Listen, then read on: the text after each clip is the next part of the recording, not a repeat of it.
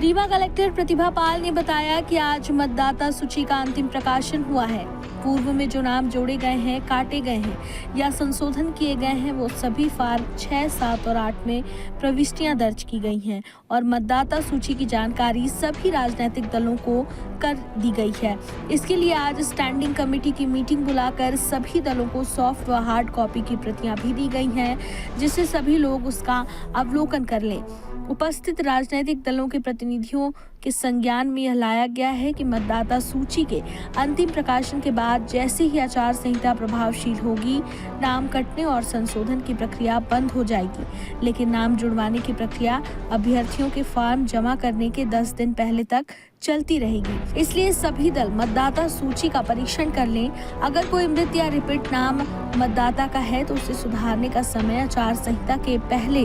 तक है। साथ ही चुनाव से संबंधित जानकारी भी उन्होंने दी, जिससे उनकी सहभागिता बनी रहे। जिले में 18 लाख से अधिक मतदाता हैं, जिनमें 54,000 से ज्यादा नए मतदाता हैं जो पहली बार वोट डालेंगे, जिन्होंने 18 वर्ष की आयु पूर्ण की है और उनका नाम मतदाता सूची में शामिल किया गया है। इस बार महिला वोटर्स का नाम बड़ी संख्या में जोड़े गए हैं। 37,000 के आसपास 80 वर्ष की आयु के ऊपर वाले वोटर्स हैं और 8,000 के आसपास दिव्यांग वोटर्स हैं। आज मतदाता सूची का अपना अंतिम प्रकाशन हुआ है, क्योंकि फाइनल पब्लिकेशन में जो पूर्व में 2 अगस्त को ड्राफ्ट पब्लिकेशन हुआ था, उसके बाद में जितने भी नाम जोड़े गए हैं, काटे गए हैं या संशोधन किया गया है, वो सभी जो फॉर्म 6, 7, 8 है उनकी प्रविष्टियों को इस फाइनल पब्लिकेशन में दर्ज किया गया है। और मतदाता सूची जो फाइनल पब्लिकेशन हुआ है उसकी जानकारी सभी राजनीतिक दलों को रहे, इसके लिए आज स्टैंडिंग कमेटी की मीटिंग बुला करके सभी दलों को इसकी सॉफ्ट कॉपी में और हार्ड कॉपी दोनों में प्रतियां भी प्रदाय की गई हैं, ताकि सभी लोग उनको देख लें, अवलोकन कर लें। साथ ही साथ सभी जो राजनीतिक दलों के प्राधिकृत प्रतिनिधि उपस्थित हुए थे, उनको ये भी संज्ञान में लाया गया है कि मतदाता सूची के अंतिम प्रकाशन के बाद में और जैसे ही आचार संहिता प्रभावशील होगी, वैसे ही फॉर्म 6, फॉर्म 7 और फॉर्म 8 यानी नाम काटने का और नामों में संशोधन करने की प्रक्रिया एक तरीके से बंद हो जाती है। इस विधानसभा निर्वाचन में उसका उपयोग नहीं होगा। हालांकि फॉर्म लेने की प्रक्रिया चलती रहेगी, पर उनका डिस्पोजल इलेक्शन के बाद होगा। लेकिन फॉर्म 6 यानी अपना नाम जुड़वाने की प्रक्रिया भी चलती रहेगी, जब तक कि जो अभ्यर्थी अपना नाम निर्देशन पत्र फाइनल करते हैं उसके 10 दिन पहले तक ये प्रक्रिया चालू रहेगी।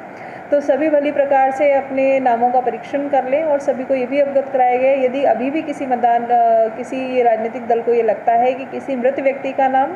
या किसी रिपीटेड वोटर का नाम मतदाता सूची में है, तो अभी जो मतदाता जब तक आचार संहिता नहीं लगती तब तक का समय है अपने पास में, तो ऐसे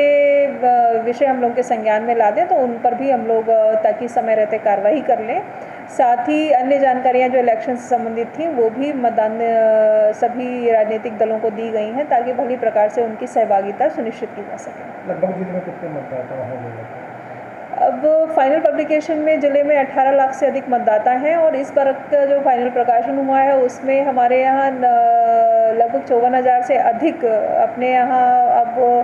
नए मतदाता हैं, यानी जो पहली बार वोट डालेंगे, जिन्होंने 18 वर्ष की आयु अभी पूर्ण की है और उनका मतदाता सूची में नाम शामिल किया गया है। साथ ही इस बार की मतदाता सूची में एक और अच्छी चीज़ है कि अपने यहाँ जो महिलाओं के नाम है, महिला वोटर्स के नाम है, वो बहुत बड़ी संख्या में जोड़े गए हैं और अपना जो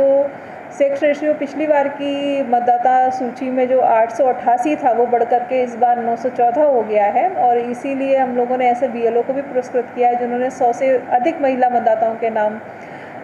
इस लिस्ट में जोड़े हैं। तो जो अंतिम प्रकाशन मतदाता सूची का हुआ है उसमें लगभग अपने 37,000 के आसपास 80+ वोटर्स हैं, यानी सीनियर सिटीज़न हैं। अपने लगभग 8,000 के आसपास दिव्यांग मतदाता हैं। तो इस प्रकार से कुछ जो फाइनल पब्लिकेशन हुआ है उसके डेटा 80 वर्ष के ऊपर भी उनको सम्मान भी किया गया था उसके पहले भी। 1 अक्टूबर को अभी 80 वर्ष से ऊपर के जो मतदाता हैं उनमें से कुछ मतदाताओं को जो शारीरिक रूप से स्वस्थ हैं और जिनको आने जाने में कोई तकलीफ नहीं है, ऐसे लोगों को एक कार्यक्रम में मानस सरोवर में सम्मानित भी किया गया था, उनको बुलाया भी गया था। निर्वाचन से संबंधित आने वाले समय में जो चुनाव का दिन होगा, किस प्रकार की सुविधाएं दी गई हैं, किस प्रकार की विंडोज़ तैयार की गई हैं, कई ऐप हैं, कई सारे वॉलंटियर्स हैं, इस तरीके की जानकारियाँ भी उनको सभी को दी गई हैं। उद्देश्य ये है कि मतदान की प्रक्रिया में और पूरे चुनाव की प्रक्रिया में सभी आयु वर्ग के लोग भाग ले सकें, ये सुनिश्चित करने के लिए ये कार्रवाई की गई है।